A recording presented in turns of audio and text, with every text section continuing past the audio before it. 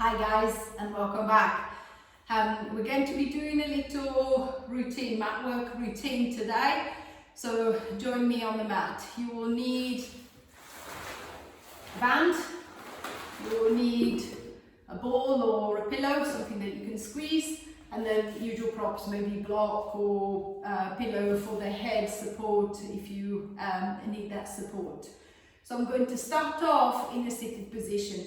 What I want is to start getting into the front of the hips and the front of the belly, creating hip flexion and a little bit of compression at the front of the abdomen.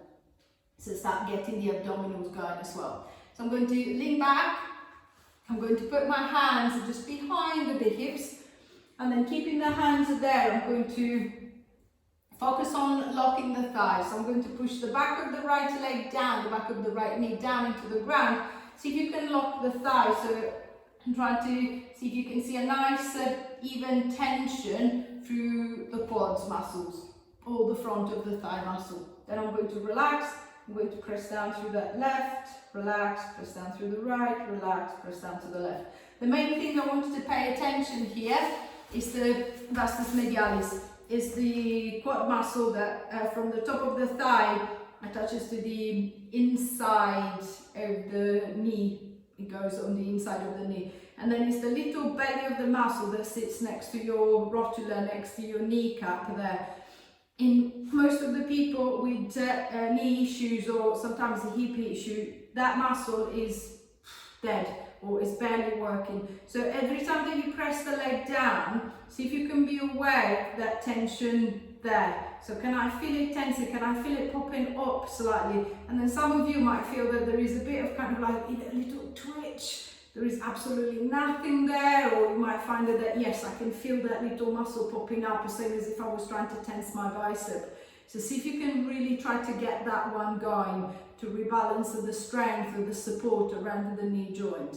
So that's important.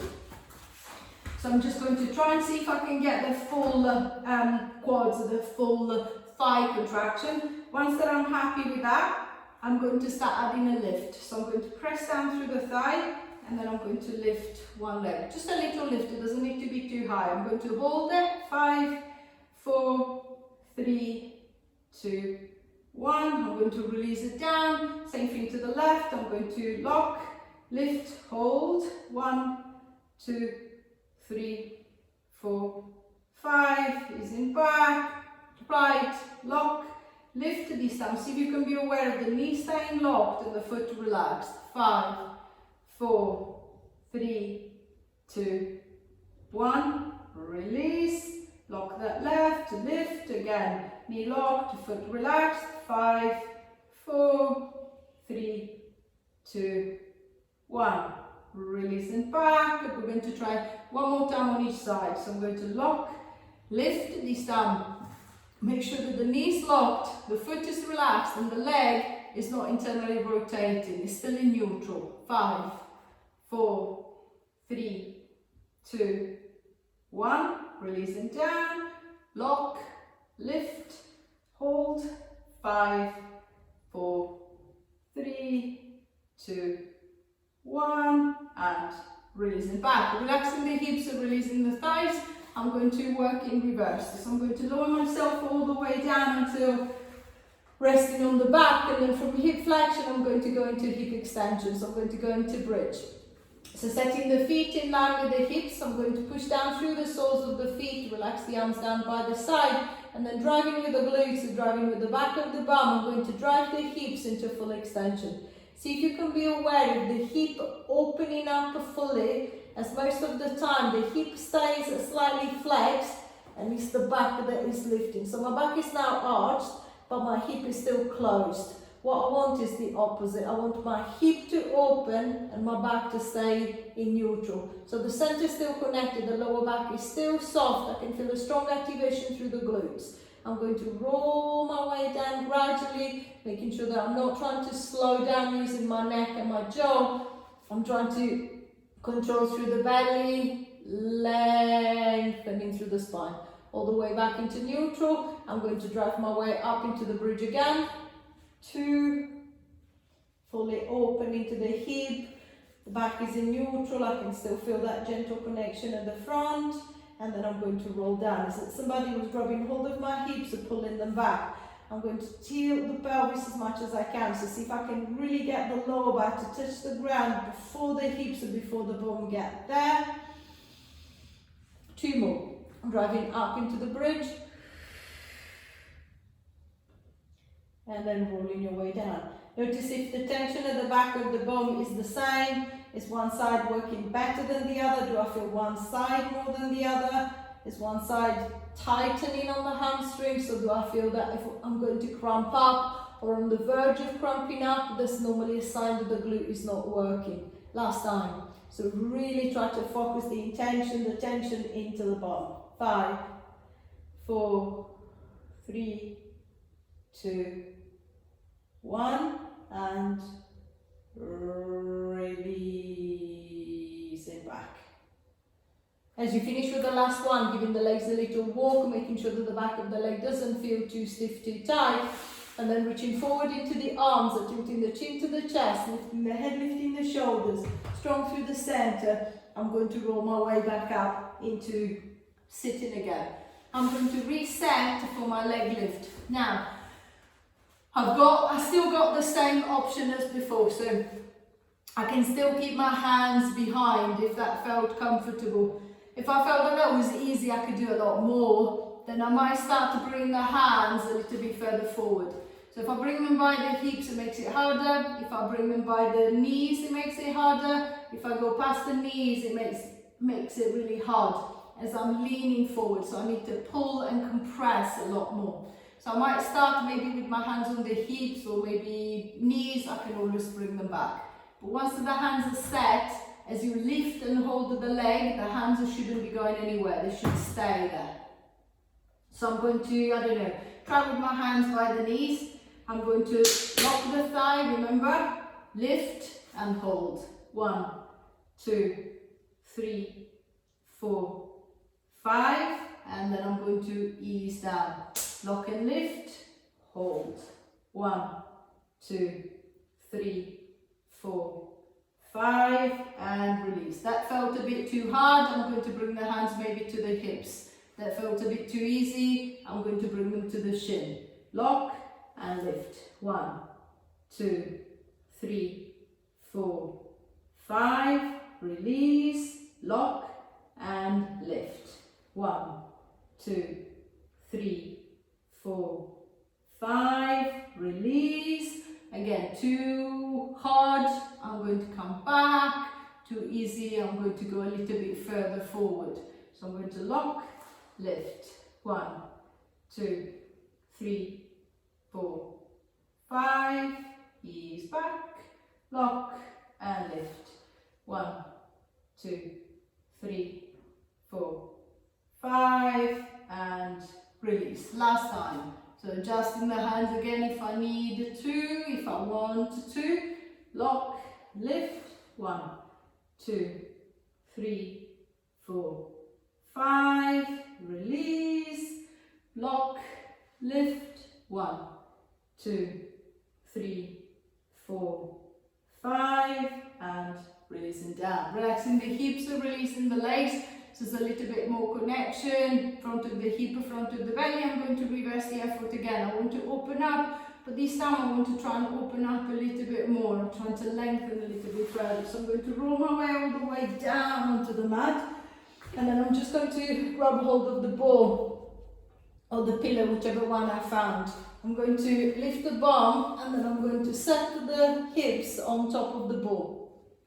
What I want is for the sacrum to sit on top of the ball, so the back is not arching over the ball, and I'm not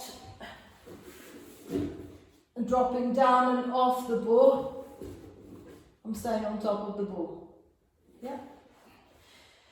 I'm going to curl both knees up, and then if I'm on the ball, trying to find stability, find balance. If I'm on the pillow, it should be feeling quite stable as the pillow is not going to go anywhere. I'm going to curl the right knee to the chest. I'm going to try and pull that leg as close to the body as possible without forcing that right hip, without creating pain into the right hip. And holding onto the right leg, I'm going to extend that left leg away. What I want is for that left hip to extend, to open up, and then as I reach for the leg, I'm going to try and pull as if I was trying to touch the big toe to the opposite side of the room. So not a floppy leg, not a foot that is trying to go down to the ground, but a foot that is trying to pull to the opposite side. Then I'm going to swap the leg. I'm going to curl that knees back in, stabilizing if I'm on the ball, and the left in nice and close, and then I'm going to reach out to the right. And then coming back. So I'm trying to keep the hips raised, but to keep the back in a more supported position, in a safer position, and then also give me a little bit more range, because if I was down on the ground, my hip extension will stop here, so I won't be able to go any further. Because my hips are slightly raised, are slightly higher up from the mat, then I can get into that slight bigger hip extension if I've got the flexibility to do so. So I can make the stretch just a little bit stronger, and then come back and then swap side. 10. Little pause. 9. Just to check that I can't really reach myself any longer. 7.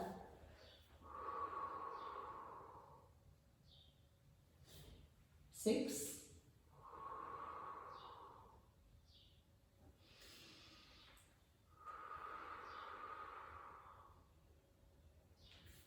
5. Remember that leg that is coming towards you, I'm really trying to have you as close to the chest as possible. If the leg moves away, then the stretch on the opposite side will tend to ease off. So one leg really close to the chest and the other leg away. 2.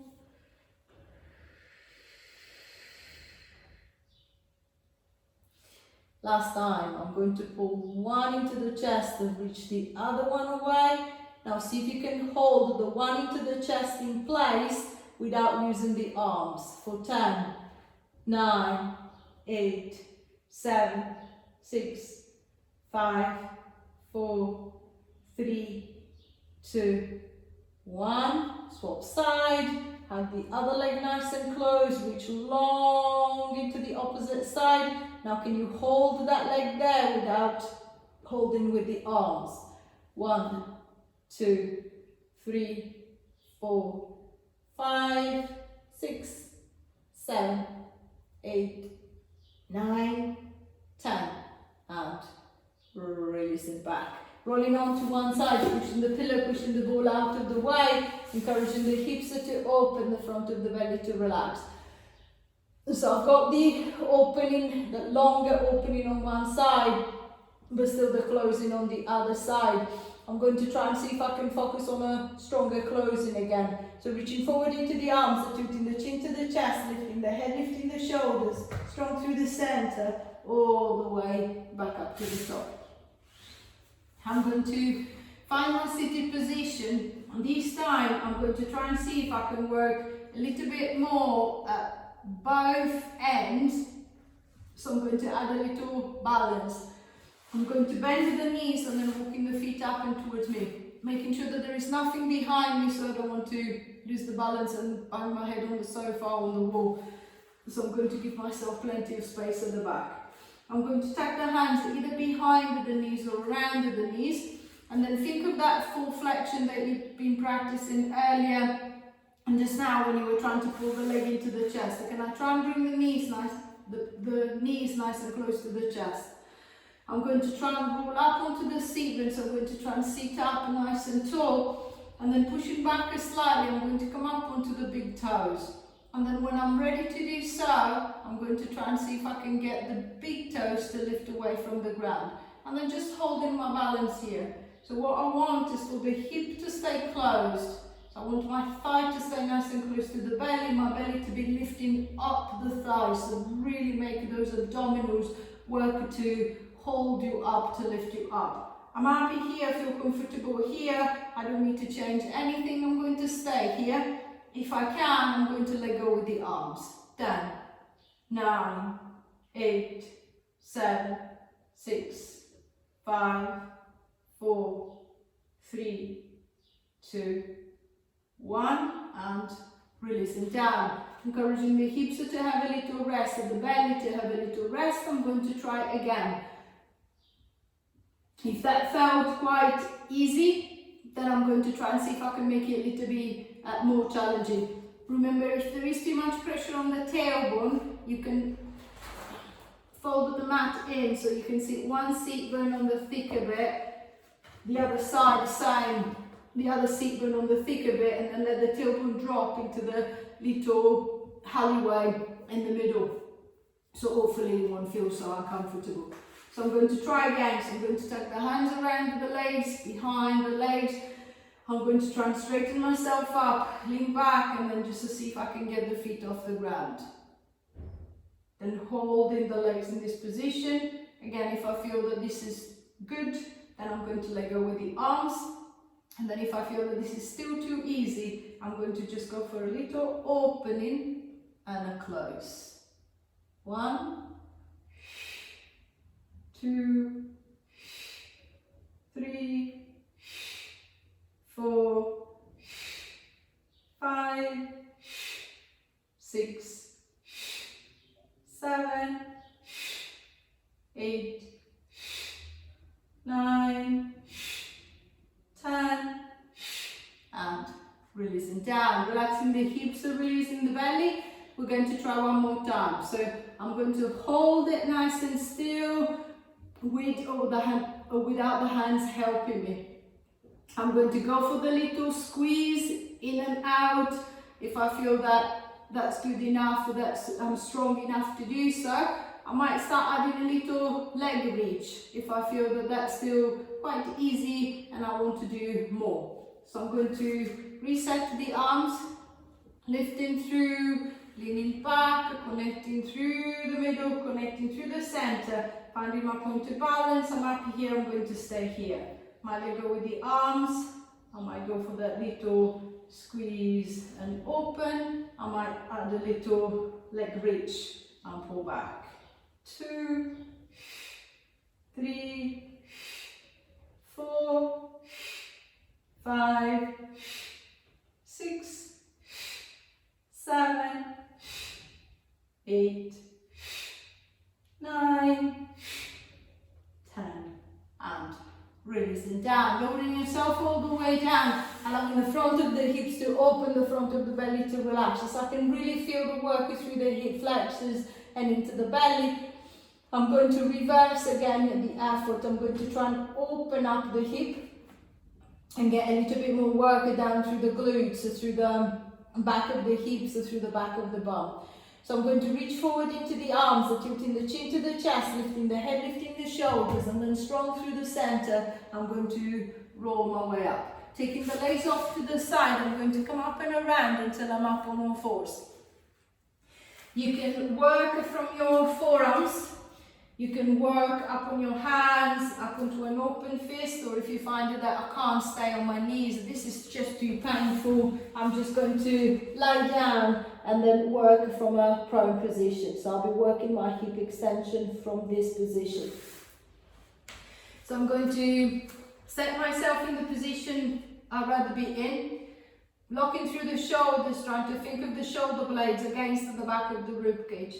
And then same as you did laying on your back, see if you can think of opening up the hip. So I'm going to start extending my right or left leg behind. I'm going to reach the big toe to the back wall as if somebody was trying to pull the leg out of my hip socket. I'm going to try and get into that full hip extension, making sure that I'm not rotating, I'm not twisting, I'm not dropping, I'm not collapsing, I'm not arching. I'm just lengthening out of the hip. Then I'm going to ease that leg back, and then I'm going to reach out into the other side and then coming back. If you're down onto the forearm, remember the angle. If I reach straight to the back, my hip is still flexed. To have the full hip extension, I need to reach to the back and then slightly up. So think of a maybe 45-degree angle from the floor, but making sure there's no arch in the back. If I'm down on the front, the movement will be very small because I don't want my hips to rotate and I don't want my back to arch. So I just want a nice hip extension and then release. A nice hip extension and release. A straight leg. So see if I can maintain the tension through the front of the thigh. See if I can maintain the tension into the front of the belly. 6, 5, 4, 3, 2. On the next one, I'm going to extend, hold it there, give me a little pulse. 1, 2, 3, 4, 5, 6, 7, 8. Shoulders still. 10. Release and back. Extending the other leg, belly in nice and tight. Give me that little pulse. 1, 2, 3, 4, 5, 6, 7, 8, 9, 10, and releasing back. Pushing back into shell. Pushing back into child, encouraging the hips to round, the lower back to stretch out, to relax. And then when you're ready, uncurling all the way back. Taking the legs around to the side, bring them to the front. I'm going to come back into sitting. Opening the legs out to the side.